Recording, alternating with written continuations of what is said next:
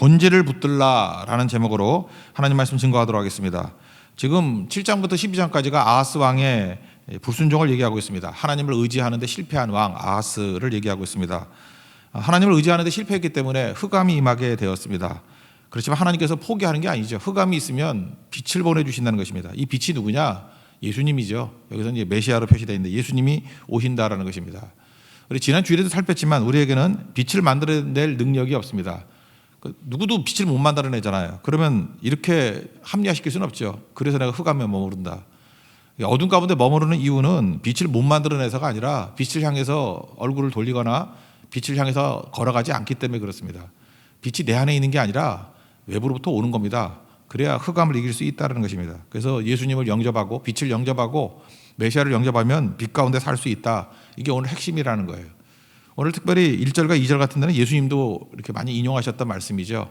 원래 그 갈릴리, 이방의 갈릴리, 여기 스불론 납달리 그랬는데 여기는 북쪽이잖아요. 이스라엘 북쪽. 접경 지역입니다. 그 위에는 뭐 레바논도 있고 아람도 있고 그래서 여기는 공격을 많이 당했습니다. 그래서 여기는 특징이 버려진 땅, 고통의 땅 그렇다는 거예요. 여러분 지정학적 위치가 그렇죠. 우리 조선시대 때도요. 사람들이 제일 살기 힘든 데가 함경도 이런 데래요. 거기 여진족들이 많이 쳐들어오고 해서 그래서 함경도로 부임하면은 이제 출세의 길이에요. 거기서 좀 힘든 데 있다가 다시 이제 서울 쪽에 오면 출세하고 이순신 장군도 함경도에 있었잖아요. 그러다가 해군으로도 가기도 하고 그랬었는데 그 이스라엘도 그렇습니다. 그 북쪽에 있는 그 스불론 납달리 이쪽이 북쪽이거든요. 그 전체적인 것은 갈릴리인데 갈릴리 지역 여기를 이방인 취급했다는 것입니다. 왜? 애들 낳았는데 아빠가 누군지 모를 정도로 막 피가 섞여 있는 막 그런 동네였다는 것입니다.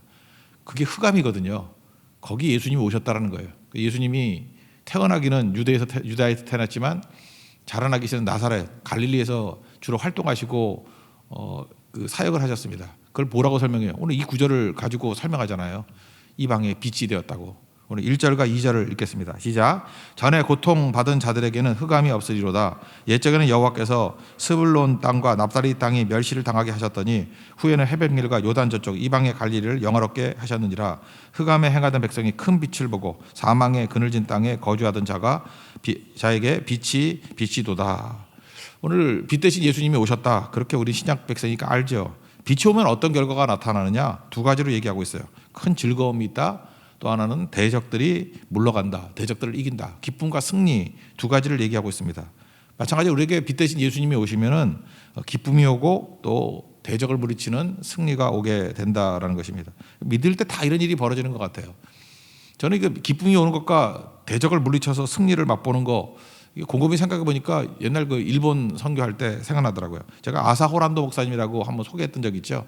할리 데이비슨 타고 다니면서 그 아버지는 미국 사람이고 어머니는 일본 사람이에요. 혼혈인데 그 외모로는 거의 뭐 백인같이 보입니다. 이제 그렇게 보이는 분인데 이분 그 야쿠자들하고 뭐 이렇게 전도도 많이 하고 그랬던 분도 유명하다 그랬잖아요. 일본에 그 4개 큰 섬이 있잖아요. 그 중에 그 조금 기타 큐슈 옆에 있는 조그만 섬 있죠. 제일 작은 4개 중에 제일 작은 시코쿠라고. 시코쿠 지역에 그 십자가 행진을 했답니다. 십자가 이렇게 메고 다니면서 뭐 맨날 그랬거든요. 이렇게 돌아다니면서 교회 나오면 또 부흥회하고 또 십자가 메고 가다가 또 교회 나오면 부흥회하고 그런 식으로 하루에 한 3차례인가 4차례인가 부흥회하면서 계속 이렇게 메고 다니는 뭐 그런 일을 한동안 했던 적이 있습니다. 제가 그때 그 얘기를 이 아사 호란도 목사님을 통해서 많이 듣고 했었는데 인상적이었던 게 뭐냐면 이분이 그런 얘기를 해요. 자기가 가장 이 십자가 이 지는 운동을 통해서 가장 인상적이었던 게 뭐냐면은 어떤 교회 목사님 이야기를 하더라고요.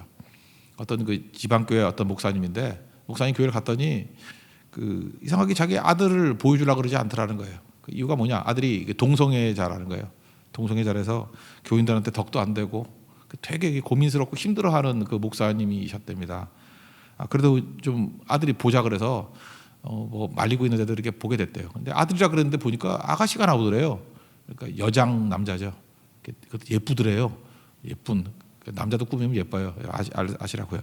예, 되게 예쁘더래요. 그래서 좀 남자라고 알고 있는데 여장한 남자니까 딱 여자죠. 그래서 좀 힘들어했는데 그 아들이 그러더라는 거예요. 나도 십자가 지고 싶다고. 근데 아버지는 말리고 했는데 원하면 오라고. 그래서 아마 다음 날인가 오는데 그 뭐 속도가 느리니까 와가지고 그 십자가를 지면서 자기도 뭐 1시간인가 이렇게 걷고 그랬대요. 근데 그 십자가 되게 무거운 거예요. 40kg래요.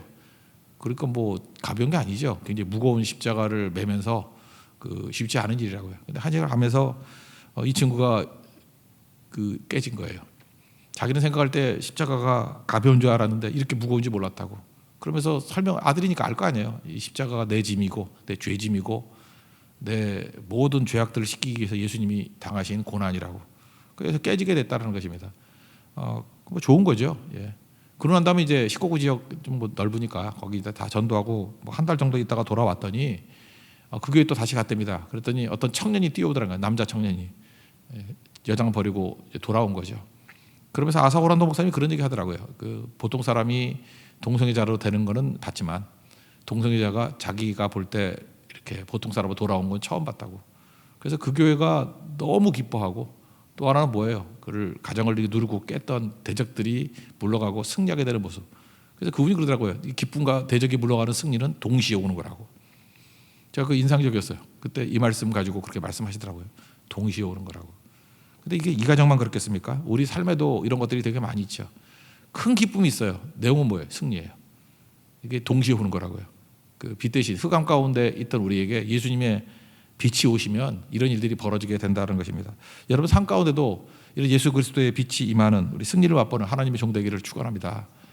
그랬더니 그 승리했다는 내용들을 또 이렇게 묘사하잖아요. 이게 멍에, 채찍, 또 막대기, 이건 이제 출애굽 의미거든요. 출애굽에 있을 때 하나님께서 애굽에서 건져 주셨다. 또 하나는 미디안의 날 그랬는데 기드온을 통해서 승리했던 것들이죠. 미디안 제일 고생했던 게 사실은 거기니까 그 기드온 때 얘기니까 3절 4절을 한번 읽겠습니다. 시작. 주께서 이 나라를 창성하게 하시며 그 즐거움을 더하게 하셨으므로 추수하는 즐거움과 탈취물을 나눌 때의 즐거움 같이 그들이 주 앞에서 즐거워하오니 이는 그들이 무겁게 맨 멍에와 그들의 어깨의 채찍과 그 앞지자의 막대기를 주께서 꺾으시되 미디안의 날과 같이 하셨음이니이다. 우리는 정경 지식을 잘 모르니까 이해가 안 되지만 앞에 얘기는 출애굽에서 벗어난 애굽에서 벗어난 출애굽 이야기고 이미지고 또 하나 여기 미디안의 날 그럴 때는 다 기드온을 생각하는 거예요. 기드온의 승리. 그래서 하나님께서 이렇게 빛이 오셨을 때 흑암 가운데 이렇게 승리와 기쁨을 주시게 되더라. 그런 거로 우리에게 적용되는 말씀이 무엇입니까? 이 빛 대신 예수님 영접하는 거죠. 빛이 메시아고 빛이 예수님이시니까 영접하면 된다는 것입니다. 그래서 가장 유명한 구절 6절 7절이 나오죠. 이게 메시아에 대한 예언이죠. 6절 7절 다 같이 읽겠습니다. 시작. 이는 한 아기가 우리에게 낳고 한 아들을 우리에게 주신 바 되었는데 그의 어깨에는 정사를 메었고 그의 이름은 기묘자라 모사라 전능하신 하나님이라 영존하시는 아버지라 평강의 왕이라 할 것임이라. 그 정사와 평강의 더함이 무궁하며 또 다윗의 왕자와 그의 나라에 군림하여 그 나라를 굳게 세우고 지금 이후로 영원히 정의와 공의로 그것을 보존하실 것이라. 만군의 여호와의 열심히 이를 이루시리라. 여기 이름이라는 말이 나오는데 중간에 나오잖아요. 그 이름, 그의 이름은 기묘자라 모사라 하면서 5가지가 나오잖아요. 그의 이름. 이름이라는 단어가 히브리어로 쉔이라는 단어예요. 쉔. 근데 쉔이라는 단어가 그냥 우리가 생각하는 게 부르는 호칭이라는 것보다도 이 쉔 그러면 에센스, 본질이라는 뜻이 있어요. 그래서 예수의 이름에 능력이 있다. 그럴 때 단순한 우리가 부르는 호칭으로서의 이름이라기보다도 우리 한국 사람들이 더 가까이 이해하는 쉔의 개념은 본질이에요. 예수의 본질의 능력이 있다. 그거예요. 예수의 본질에. 그래서 예수 이름으로 뭐 구원을 얻었네 그럴 때 그 예수님의 그 본질이에요. 본질. 그렇게 할 때 우리 한국 사람들이 이해가 훨씬 편한 것 같아요. 그래서 저는 성경에 나오는 이름의 능력, 이름 나올 때마다 본질로 바꿔서 읽으니까 훨씬 더 강하게 오더라고요. 원래 같은 뜻이거든요. 이름 그러면 본질이에요. 본질. 쉔이라는 단어. 쉔. 그죠? 그러니까 예수님께서는 이런 본질이 있다는 거예요. 5가지 본질을 얘기하고 있죠. 그 예수님을 영접하면, 빛을 영접하면 예수님의 이 5가지 이름의 능력, 이 본질이 우리 가운데서 능력으로 살아나기 시작한다는 거예요. 그러니까 우리도 본질적인 변화가 나타나는 거죠. 예수 이름의 능력 때문에. 그러니까 이름은 본질이냐니까요. 이 본질적인 변화가 있는 종 되기를 원합니다. 5가지가 있는데 첫 번째는 기묘자라. 기묘자라는 거, 기묘죠. 이게 영어 성경 뭐라 그랬죠? Wonderful. 그러니까 놀라움이죠, 놀라움. 예수님이 본질 대신 예수님이 우리 속에 쑥 들어오잖아요. 우리의 주님이 되시잖아요. 흑암 가운데는 우리에게 빛을 오시잖아요. 그러면 놀라움이 계속돼요. 원더풀, 기묘자예요. 그래서 예수님이 오실 때 그 놀라잖아요. 사람들이 다 놀랐다. 서기관들 같지 않더라. 그죠? 그 가르치는데 권위가 있더라. 그래서 다 놀랐더라. 예수님은 놀란 겁니다. 그리고 예수님이 하시는 일들이 생각을 뛰어넘으니까 놀라는 거죠. 예측을 뛰어넘으니까 놀란 거죠. 우리 이해를 뛰어넘으니까 놀란 거죠. 그 놀람의 반대말이 뭐죠? 시큰둥하고 또 하나는 뭐예요? 지루하고 이런 거예요. 근데 예수님이 오면 시큰둥, 지루함 이런 게 있는 게 아니라 그냥 계속해서 놀라는 거예요. 깜짝깜짝 놀라는 거죠. 성경 보세요. 예수님 오셔가지고 다 놀랬잖아요. 가르치시면 놀랬고, 병자를 고칠 때 놀랬고, 귀신 쫓아낼 때 놀랬고, 군대 귀신 쫓아낼 때 다 놀랐잖아요, 사람들이. 그 예수님이 진짜 임하게 되면 교회 안에 어떤 일이 벌어져요? 성도 안에 어떤 일이 벌어져요? 원더풀, 놀라움이 일어나요. 놀라움이. 여러분 삶 가운데 이 놀라움이 임하기를 원합니다. 뭐 아주 사소한 거 하나 예를 든다 그러면 우리 그 끝날 때쯤에 통곡기도 하잖아요. 그죠? 전체 찬송가를 한 10장씩 부르잖아요. 그랬더니 그 멀리 있는 미국에 있는 어떤 좀 작은 소도시에 있던 분인데 그 가정에서도 이렇게 따라 부르는가 봐요. 우리 같이 따라 부르는가 봐요.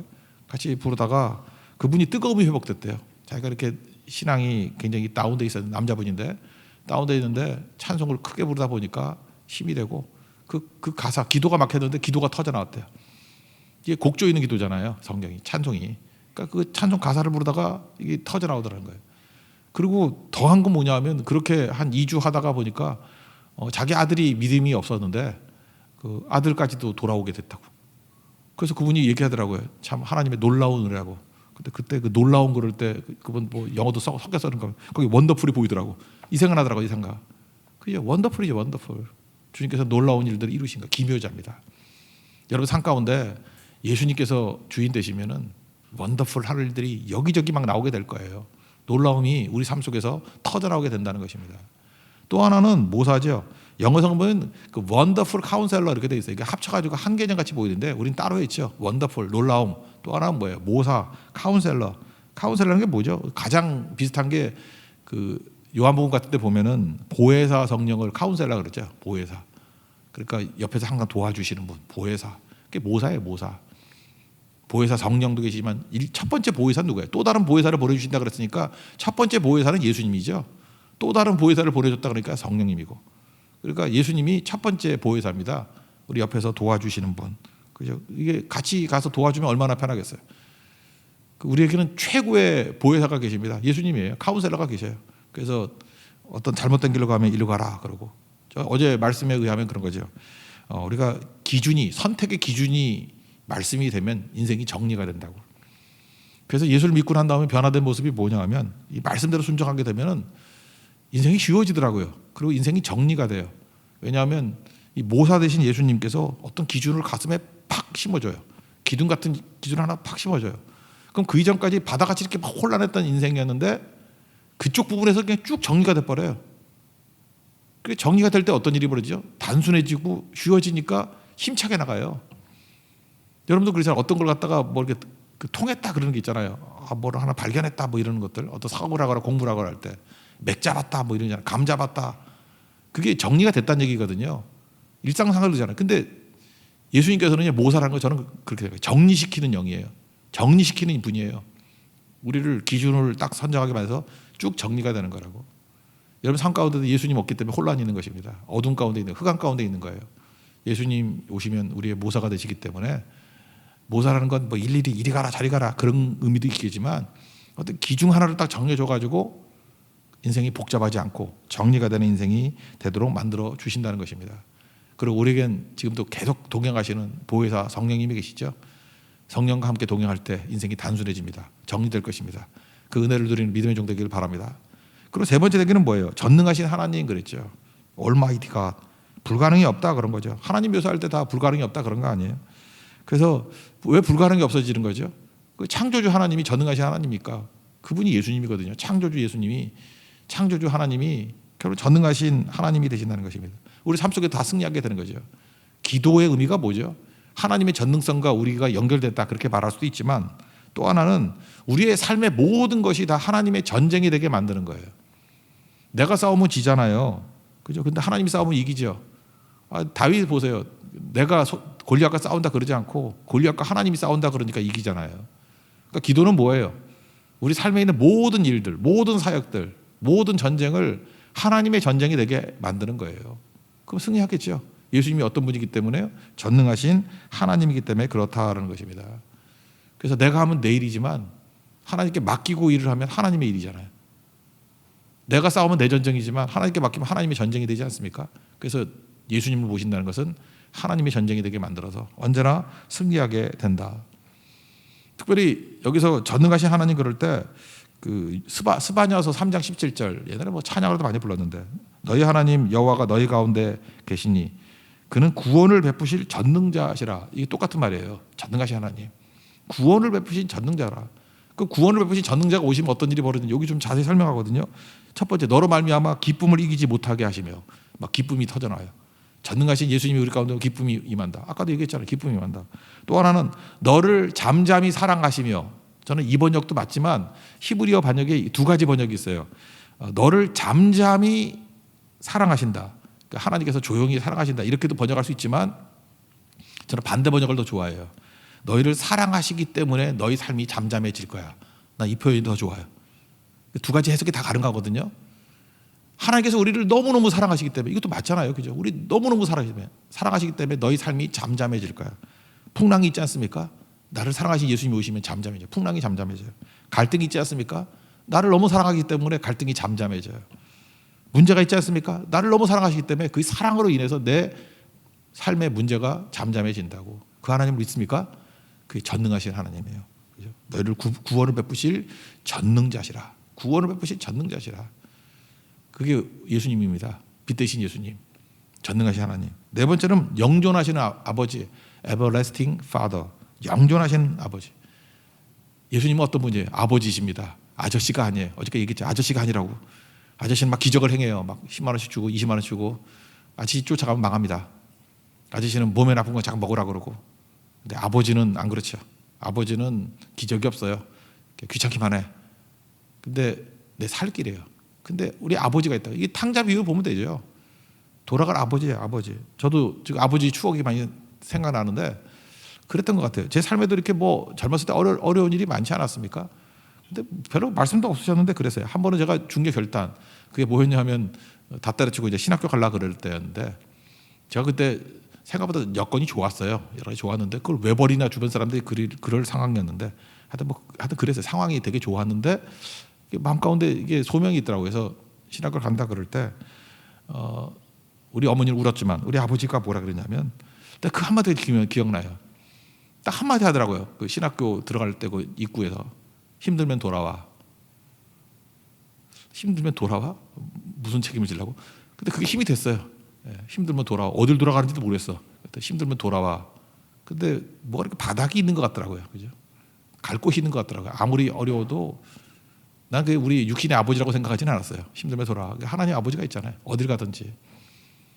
여행하고 방황하고 차이점이 그거잖아요. 여행은 막 돌아다니다가 돌아갈 집이 있는 게 여행이고 방황은 뭐예요? 돌아갈 집이 없는 거. 그러니까 그게 많은 사람들이 그 나그네가 되는 이유가 그거잖아요. 돌아갈 집이 없는 거. 근데 우리 돌아갈 집이 있잖아요. 탕자는 아버지가 있잖아요. 그래서 그 얘기를 하고 있는 거예요. 지금도 방황하고 믿음 떠나는 많은 분들 계십니까? 우리 영존하신 아버지가 계십니다. 예수님이 아버지예요. Everlasting. 그 영원히 지속되는 아버지예요. Father. Everlasting Father. 돌아갈 곳이 있다고요. 언제나 환영해요. 힘들면 돌아와. 주님께서 우리에게 말씀하고 계십니다. 그게 예수님이라는 것입니다. 그리고 마지막에 평강의 왕 그랬는데 이 환경이 뭐 좋아진다 그런 것도 있지만 어떤 조건 속에서도 평강이 임한다 그런 거죠. 그 사도행전 12장 같은 데 보면은 야고보가 순교당하고 베드로는 옥에 갇혔는데 그 다음 죽을 차례인데 뭐 천사가 왔을 때 깊이 잠들잖아요. 그래서 옆구리 쳐서 깨우고 가는 거. 그게 평강이죠. 평강 그거예요. 조건은 안 좋은 것 같은데 하나님이 주신 절대 평강이네요. 마음에. 마음이 안 힘든 거야. 그거 어떻게 얘기할 거예요. 그게 하나님이 주신 평강이죠. 평강의 왕이라고. 또 반대가 있죠. 아무리 봐도 뭐 나쁠 게 없어. 뭐 몸도 건강해, 뭐 환경도 유복해, 다 좋은데 자기는 뭐 공황장애라 그러고 자기는 우울증이라 그러고 뭐 맨날 하늘이 무너진다 그러고 뭐 내 눈앞에 호랑이가 와서 서 있다 그러고 공황장애가 뭐냐 그랬더니 진짜 호랑이가 이렇게 입 벌리고 서 있는 것 같은 거래요. 그러면 목사님 같으면 안 무섭겠냐? 무섭지. 근데 왜 호랑이가 있어? 근데 그렇게 느껴진대고 어떡하겠어요? 너무 명문대학 나오고 집도 좋고 뭐 부자고 차도 엄청나죠. 슈퍼카는 아니지만 준 슈퍼카 타고 다니는 사람이 그러면서 맨날 눈만 감으면 호랑이가 입 벌리고 있대. 그 힘들다 그러는데 나 진짜 이해도 잘 못하겠더라고. 그러니까 그런 거예요. 근데 반대로 저 사람 어떻게 사나 그런 생각이 들죠. 저 사람은 옆에 있는 사람이 오히려 염려가 되죠. 저거 어떻게 사나. 근데 본인은 찬송 부르면서 잠만 잘 자. 평화로다. 하늘 위에서 내려오네. 그런 인생을 산다. 그게 뭐예요? 하나님 주신 평강이에요. 절대 평강. 예수님 믿으면 묘합니다. 환경 변한다는 건 둘째치고 평강이 매요. 예수님 만나면요 불면증 사라지고 그냥 자요. 염려, 걱정, 두려움 다 사라져 버린다고. 이상하게 사람들에게 말할 건 없는데 뭔가 의지하는 게 있어요. 평강이 있어요. 그게 빛 대신 예수님입니다. 예수님이 지금 이름을 얘기해요. 그의 이름이 그죠. 먼저 기묘자라, 원더풀, 모사라, 카운셀러, 전능하신 하나님이라, 올마이티 갓, 영존하신 아버지라, 에버레스팅 파더. 그 다음 뭐예요? 평강의 왕이라, 프린세스 오브 피스, 프린스 오브 피스. 그런 거잖아요, 그죠? 이 5가지 이게 본질이야, 본질. 예수님을 영접하면 이 본질이 우리 속에 내 본질이 되는 거예요. 내 본질이 질이 바뀌는 거예요. 질이 양이 바뀌는 게 아니라 질적으로 바뀌는 거예요. 그래서 예수님 만나면 이 세대를 본받지 말고 변화를 받아 그러잖아요. 이게 본질적인 변화예요. 이 변화를 맛볼 수 있는 우리 하나님의 종 되기를 바랍니다. 이게 예수님이에요. 근데 어떻게 우리가 예수님을 찬양하지 않을 수 있겠어요?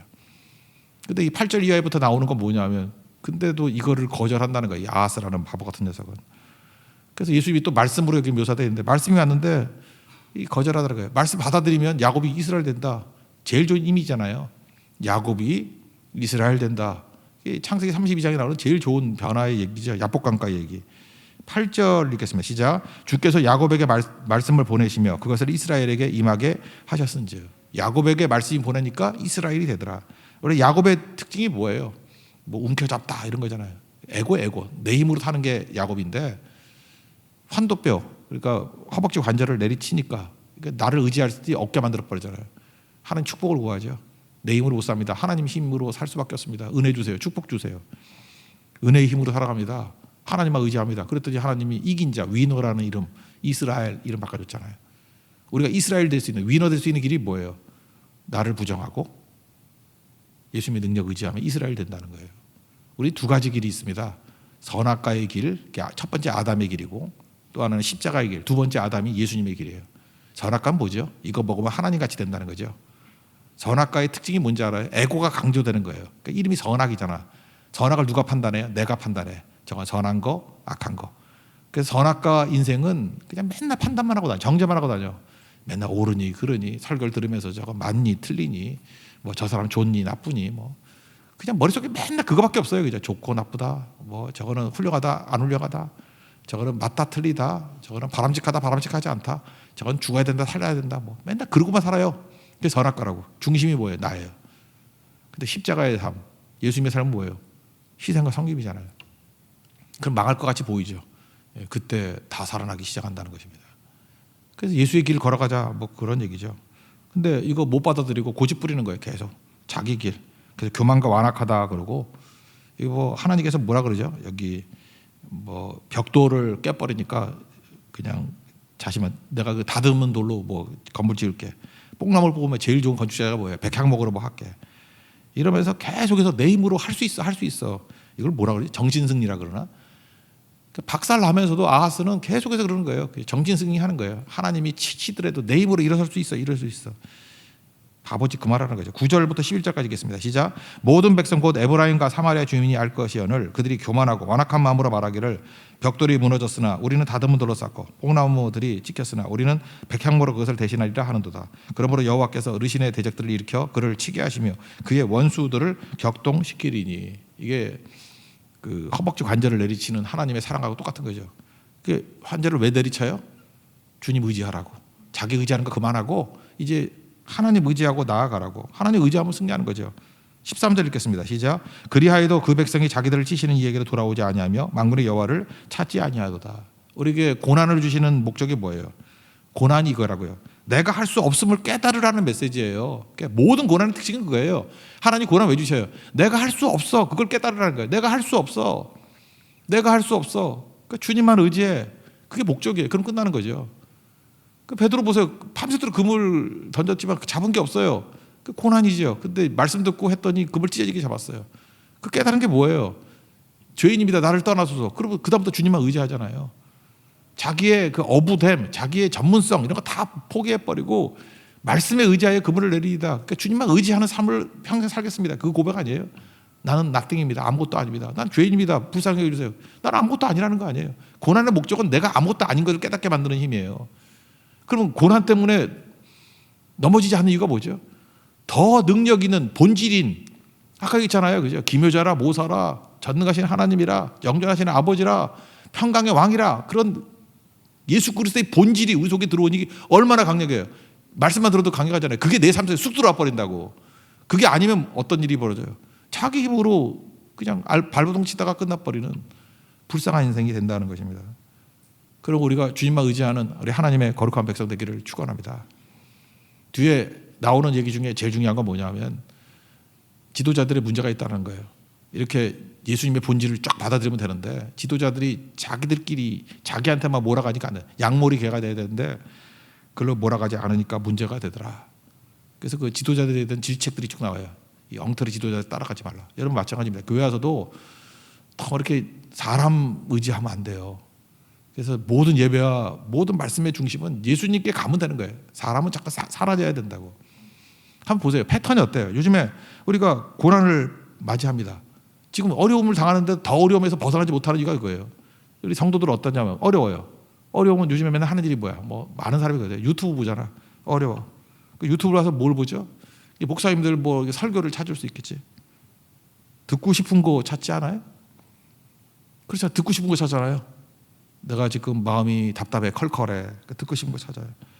근데 듣고 싶은 건 뭐죠? 내가 나를 원하는 것을 채워주는 거죠. 그게 말씀은 말씀이지만 그 무당하고 다를 게 뭐가 있어? 나를 강화시키는 거지.